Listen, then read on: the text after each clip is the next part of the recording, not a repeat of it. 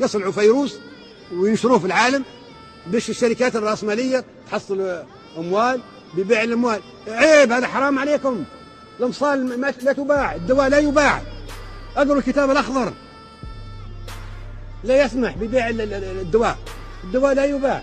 اعلنوا قولوا الدواء مجاني، الأمصال مجانية، مش حتنتشر الفيروسات لأن خلقوا فيها باش يعملوا أمصال وباش تكسب منها الشركات الرأسمالية. Personnellement, je prenais Kadhafi à l'époque pour un con, pour un fou dans ses discours, et à chaque fois je rigolais. Mais croyez-moi, il a prédit tellement des choses qui sont en train de se passer justement aujourd'hui. Là, ça fait combien de temps? Là, ça va faire 9 ans qu'il est décédé. Eh ben écoutez, ce qu'il avait prédit comme un virus pour que les entreprises fassent des profits, fassent de l'argent, ils vont nous vendre du médicament, ainsi de suite. C'est ce qui est en train de se passer justement aujourd'hui. Et qui sait, peut-être qu'ils ont fait ça pour s'en débarrasser des personnes qui sont à la retraite, qui servent plus rien à l'État. Ils sont assis chez eux et l'État est en train de payer de l'argent, des retraites pour eux, ainsi de suite. Et ben il faut qu'on s'en débarrasse et puis voilà. Voilà, bref, c'est une stratégie. On n'est pas là pour ça la famille, mais on va parler comment c'est passé et pourquoi justement la Chine nous a caché la vérité. Si la vidéo vous aura plu, bah écoutez, vous savez comment faire. Hein. N'hésitez pas à la partager au maximum et de mettre un bon petit j'aime, c'est la récompense. Et je sais très bien que la vidéo sera démonétisée. Donc je vous invite la famille. Le premier lien que vous allez trouver dans la description, à cliquer dessus, vous allez regarder une petite publicité d'une vingtaine de secondes, histoire de m'aider financièrement. Voilà, je ne vous demande pas des dons ou autre chose, mais c'est juste si vous pouvez regarder une petite publicité, ça me fera plaisir. Allez, sur ce, bon visionnage à tous et à toutes.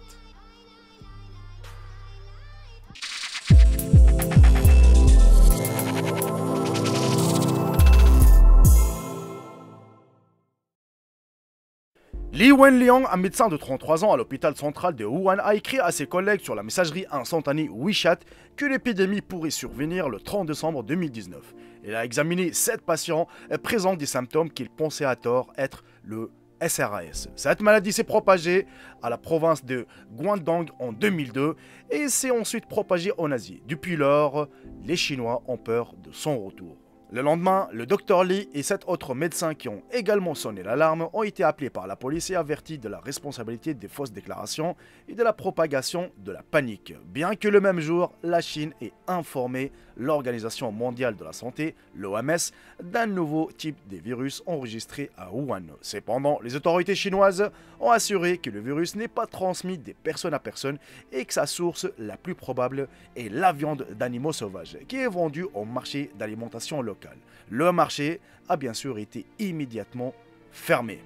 Le 7 janvier 2020, des scientifiques chinois ont établi l'agent causal de la maladie coronavirus 2019, un COV. C'est le nom préliminaire. Maintenant, il est officiellement appelé SRAS-CoV-2 et la maladie qu'il provoque est Covid-19, une abréviation du nom anglais Coronavirus Disease.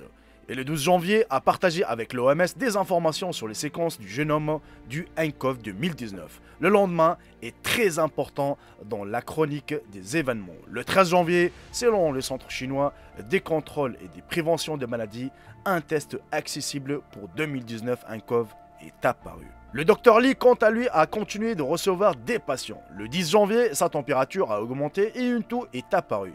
Il a été hospitalisé d'urgence. Mais les autorités ont déclaré qu'aucun agent de santé était infecté par l'épidémie. Et il s'est plaigné sur les réseaux sociaux. Ce n'est que le 20 janvier qu'il a été officiellement reconnu qu'une personne pouvait être infectée par un nouveau virus. Et le 26 janvier, le chef de la Commission nationale de la santé de la République populaire de Chine, Ma Xiaowei, a déclaré que le coronavirus peut être transmis de personne à personne avant même que les premiers symptômes de la maladie n'apparaissent pendant la période d'incubation. La maladie se propage assez rapidement, ce qui crée des problèmes pour leur travail de surveillance et de prévention. 3 jours plus tôt, les autorités ont suspendu les liaisons aériennes et ferroviaires avec Wuhan et la veille, des voyages de groupe à travers le pays ont été annulés.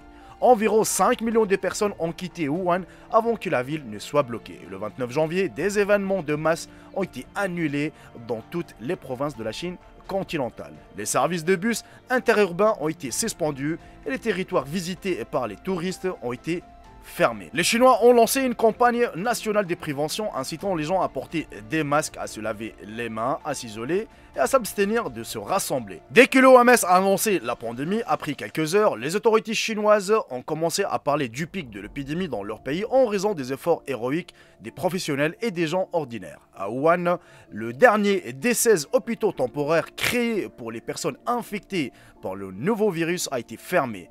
Et fin de mars, les hôpitaux pour patients hospitalisés transférés aux soins des patients atteints de Covid-19 reprendront leur travail normal. Le directeur général de l'OMS s'est rendu en Chine dès le 28 janvier et de son retour a immédiatement déclaré que les Chinois avaient établi une nouvelle norme pour faire face aux flambées de l'épidémie. Quelques jours plus tard, lors d'une conférence internationale à Munich, il a assuré que la Chine, avec ses mesures de quarantaine, gagnait du temps pour le reste du monde, sans rappeler l'histoire du Dr Li et de ses collègues qui ont tenté de transmettre des informations sur le danger au monde beaucoup plus tôt que les dirigeants de la République chinoise. Et selon de nombreux experts mondiaux, le directeur de l'OMS a entraîné une pandémie. Une source de l'Air Force a expliqué le comportement du directeur général de l'OMS. La stratégie est de pousser la Chine vers la transparence et la coopération internationale plutôt que de critiquer son gouvernement. Un moment et un lieu très propices ont été choisis par cet étrange virus qui effraie Donald Trump et ses collègues en Europe. L'infection est allée se promener exactement à la veille de la nouvelle année du calendrier lunaire, lorsque la quasi-totalité des Chinois sont assis dans des avions ou des trains de voyage, après la conclusion de l'accord commercial américano-chinois et à la veille de sa deuxième phase. Wuhan est la capitale de la province industrialisée et habitée de Hubei, le centre de la Chine. Cette ville dispose d'un laboratoire commun de recherche sur le virus chino-français. Certains thérapeutes du complot, des politiciens et même des experts l'ont souligné comme une source possible de fuite d'infection.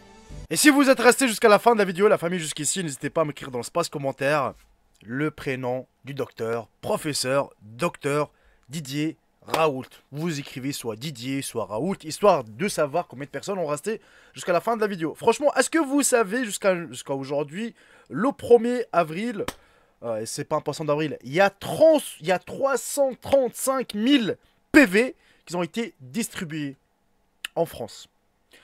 335 000 PV, c'est-à-dire 335 000 fois 135 €. Allez, remplis la caisse du gouvernement. Allez, remplis sa mère, remplis. Vas-y, qu'est-ce qu'on en a à foutre, nous? Remplis, Sahbi, remplis. Ben, c'est ce qu'ils veulent. Et quand le docteur Didier Raoult, il a parlé du médicament qu'il avait trouvé, peut-être c'est une solution, il a été critiqué, ça a été refusé. Pourquoi? Tout simplement parce que ça coûte pas cher. Eh oui.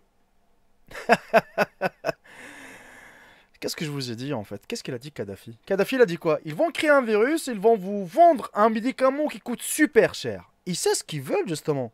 Les médicaments, vous n'allez pas avoir cette année, hein. Eh, vous rêvez, hein.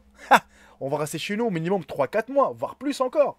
Le jour où ils vont trouver le médicament, là tu vas casquer mon pote. À part les PV que t'as pris dans la gueule. Bref, j'ai pas envie d'aller plus loin. Pour moi, ce virus a été créé de A à Z. Ça n'a pas été sorti comme ça, comme par hasard. Ça a été créé. C'est le laboratoire F4 qui l'ont en Chine. Ils ont dit, ouais, peut-être c'est une chauve-souris, qu'ils ont fait des tests sur lui. Il s'est échappé de laboratoire. Enfin bref, ils se démerdent. Mais pour moi,